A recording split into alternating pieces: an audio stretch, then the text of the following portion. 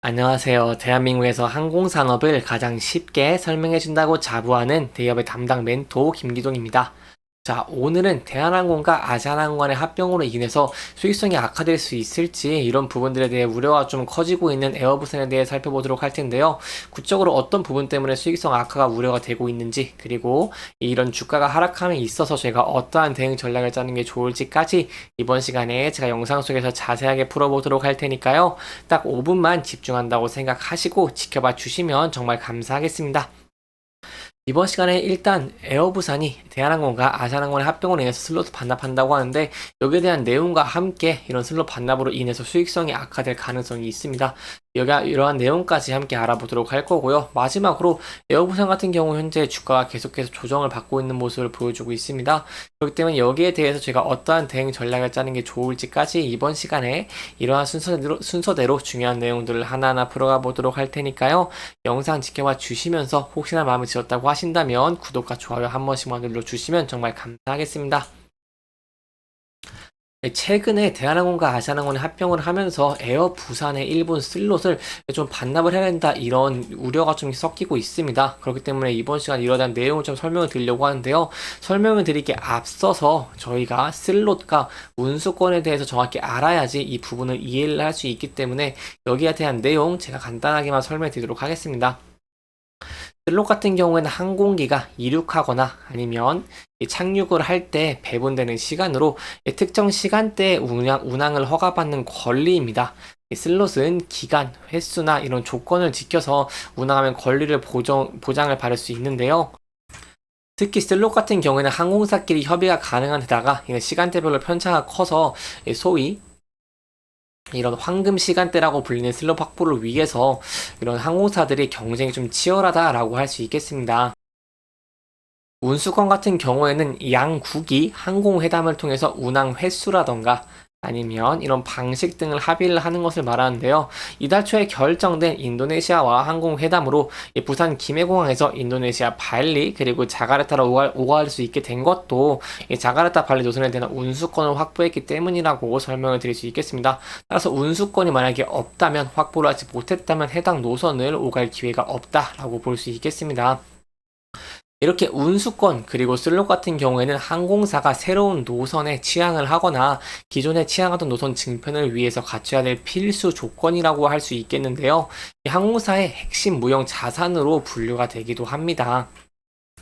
특히 항공사의 수익과 직결이 된다는 점에서 전 세계 항공사가 이런 슬롯 확보를 위해서 사활을 걸고 있는 모습을 보여주고 있는데, 이 인기 허브 공항 같은 경우에도 이 슬롯이 다 차 있는 경우가 많아서 이러한 운수권을 확보를 했다고 하더라도 주요 슬롯을 배정받기 어려운 모습들이 많이 보여주고 있습니다.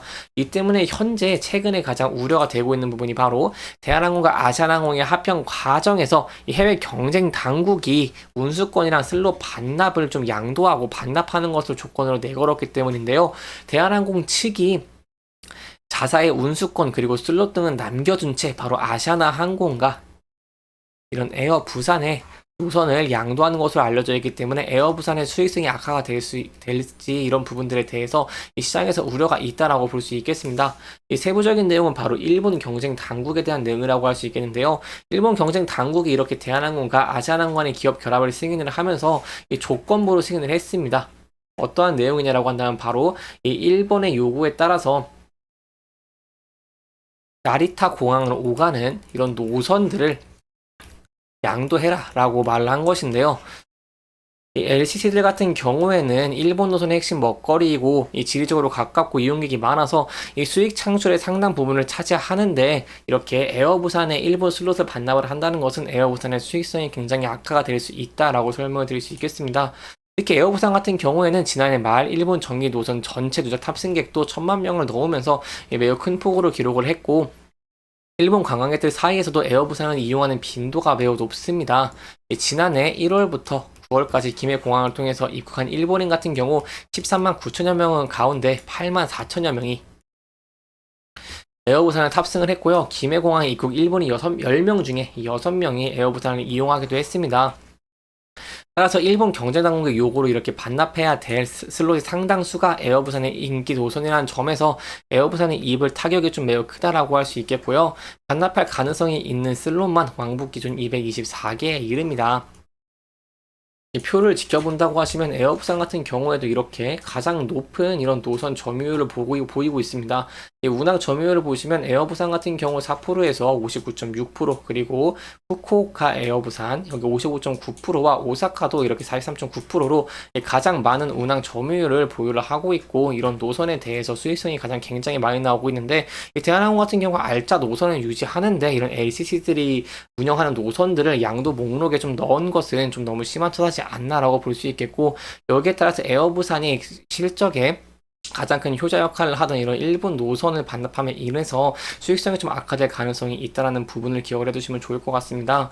이렇게 일본 노선에 대한 반납의 우려가 좀 커지다 보니까 에어부산 같은 경우에도 주가가 하락을 하고 있는 모습을 보여주고 있는데요.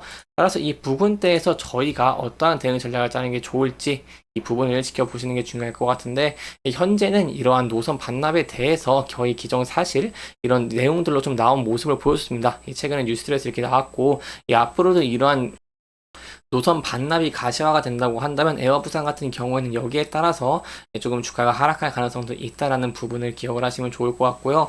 따라서 현재의 부근대에서 만약에 주가가 이런 악영향을 받으면서 하락을 하게 된다고 한다면, 저희가 전에 지지를 받았던 전 저점 라인 2260원대에서 지지를 받을 수 있을지 이 여부가 굉장히 중요할 것 같은데요. 만약 이 부근대에서 지지를 받게 된다고 한다면 저희가 다시 추세가 하락 추세에서 전환되는 것도 기대를 해볼 수 있겠고요. 하지만 지지를 받지 못하고 이탈하게 된다고 한다면 이 전저점을 이탈하는 것이기 때문에 하락 추세로 이어질 가능성이 높다는 부분은 리스크적인 관리를 하시는 게 안전한 투자의 방법 중에 하나가 되지 않겠나라고 볼 수 있겠습니다. 하지만 주가가 상승을 하면서 이동평균선들을 돌파하는 모습을 보여준다고 한다면 저희가 앞서서 저항을 받았던 241선을 돌파할 수 있을지 여부가 굉장히 중요할 것 같고요. 241선 돌파 이후에 전에 저항 라인이었던 3,500원대를 돌파하고 안착을 할 수 있을지 그 여부를 저와 함께 지켜보시는 게 좋을 것 같습니다. 이렇게 이번 영상은 이 에어부산의 우려스러운 부분들을 조금 짚어보면서 진행을 했고요. 해당 영상은 개인적인 의견이 많이 들어갔기 때문에 투자자분들의 주관적인 생각과 해당 내용을 토대로 현명한 선택을 하시면 좋을 것 같습니다. 영상 잘 보셨다면 좋아요와 구독 부탁드리고요. 해당 영상뿐만 아니라 네이버에서는 그 누구보다 열정적인 멘토들이 많으니까요. 부디 타 종목의 영상도 시청해 주시길 바라며 오늘 영상 마무리하도록 하겠습니다. 끝까지 시청해 주셔서 감사합니다.